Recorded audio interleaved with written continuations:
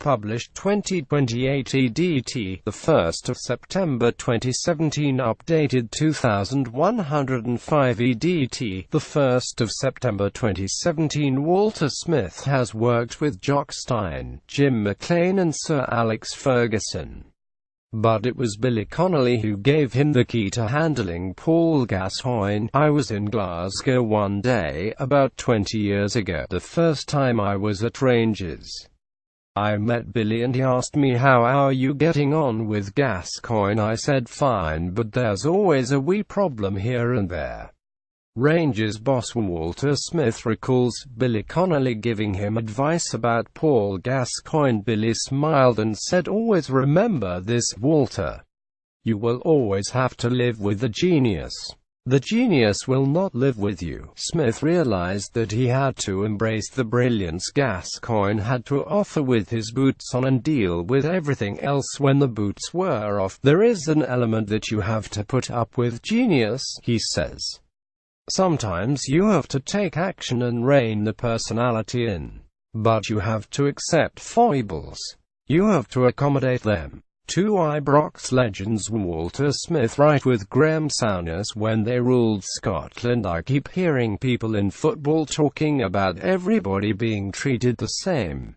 They're lying. The majority of guys in a football dressing room know that the ones who are the exceptional players will be allowed a bit of laxity." With Gascoigne, I had to sit down with the whole dressing room and tell them, "This is what we have here. We have a boy who will win us games. So we all have to handle him." He adds, "You have a standard. If there is problem with maintaining that standard, playing-wise a private life, then you have to deal with it.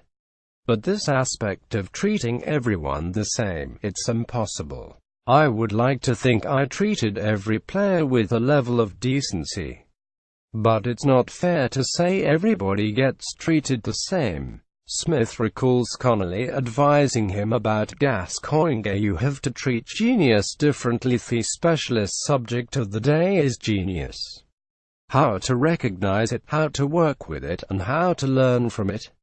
Smith, a two-time manager of Rangers, an assistant to Ferguson at Manchester United for an enlightening 4 months, a manager of Everton and a Scotland boss, has a profound experience of not only of winning but working with winners.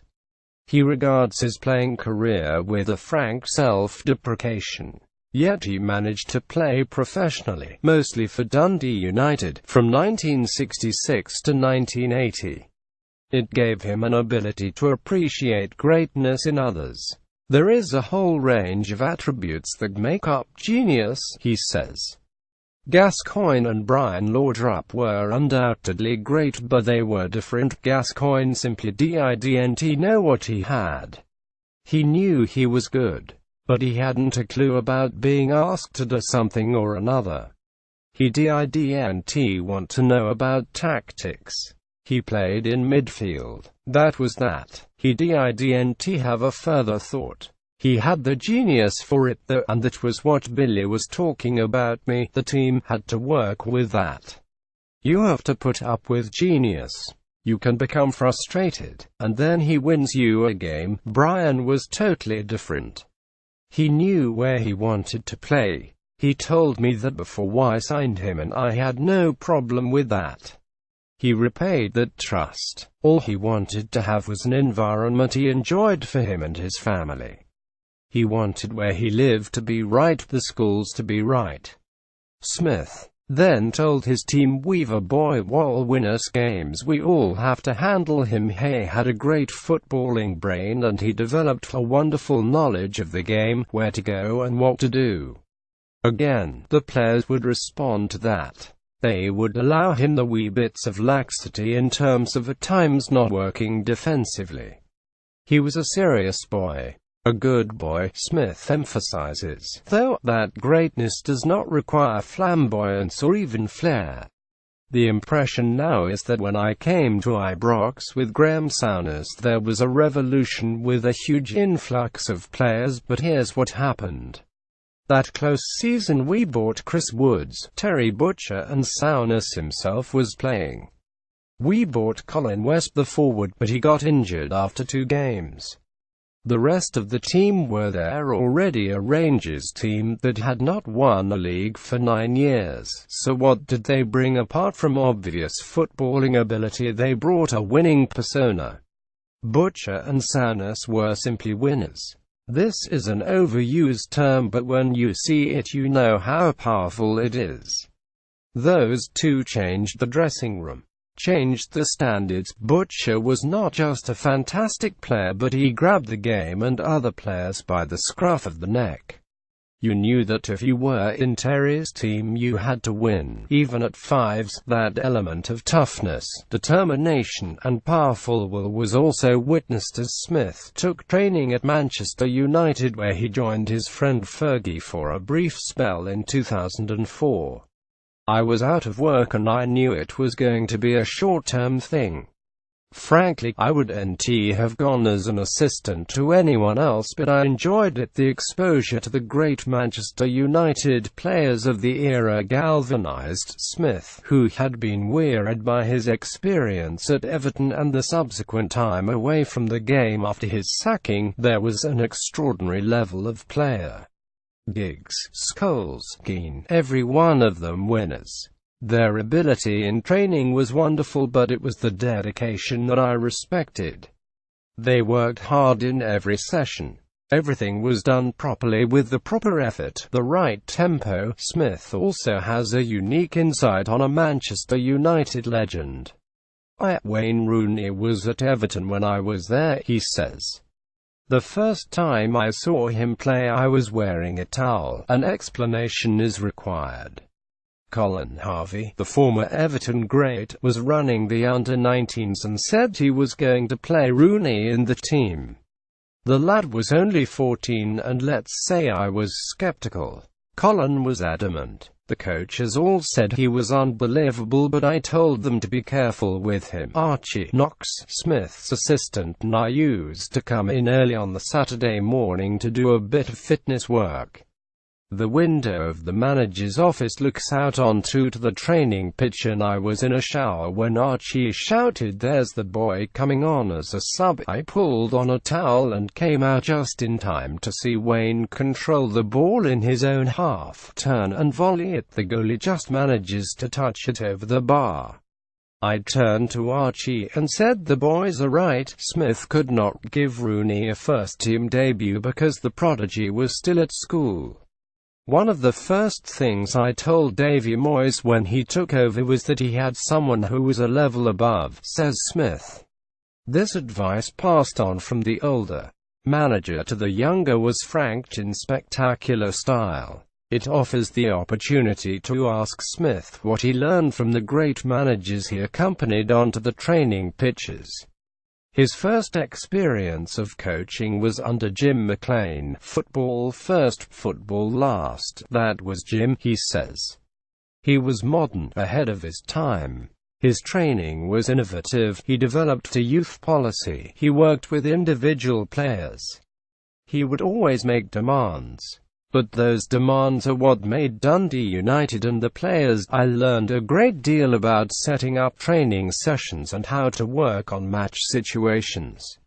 I worked with him for 7 seasons and nobody could have had a better upbringing. Yes, he was hard. He was hard on everybody, but he was hardest on himself. Working with Souness at Ibrox was entirely different.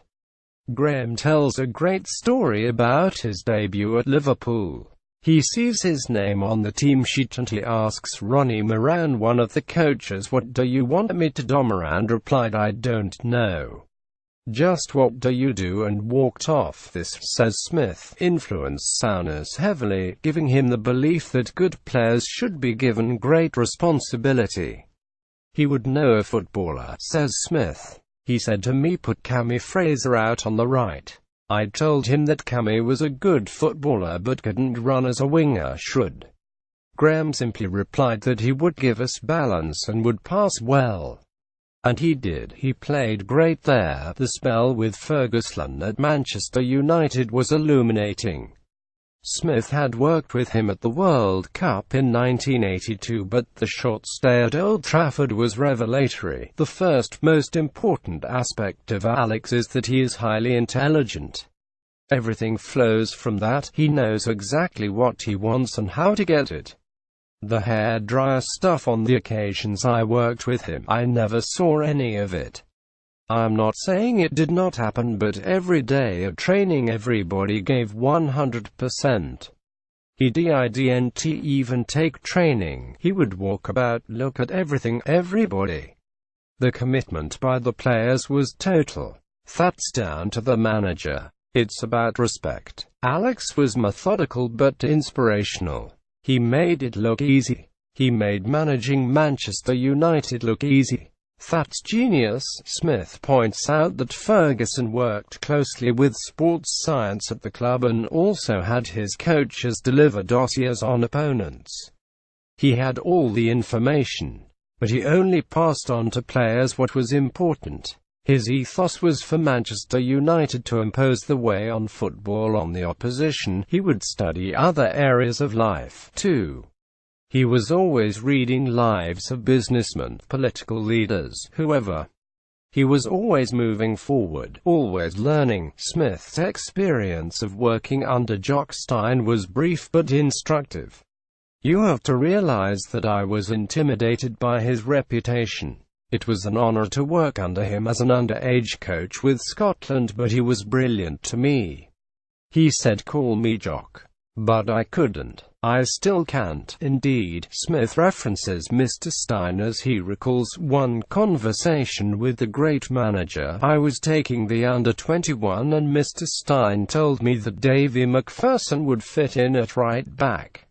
I said, Mr. Stein, he's a centre-half. He replied, no, he will play at right back. I wanted to work up the courage to argue, but he played at right back. I brought Davy back to Rangers in 1992 and he played at right back." Mr. Stein was well ahead. The greats always are. It is one of the lessons Smith has learned from working with geniuses, and of listening to Billy Connolly.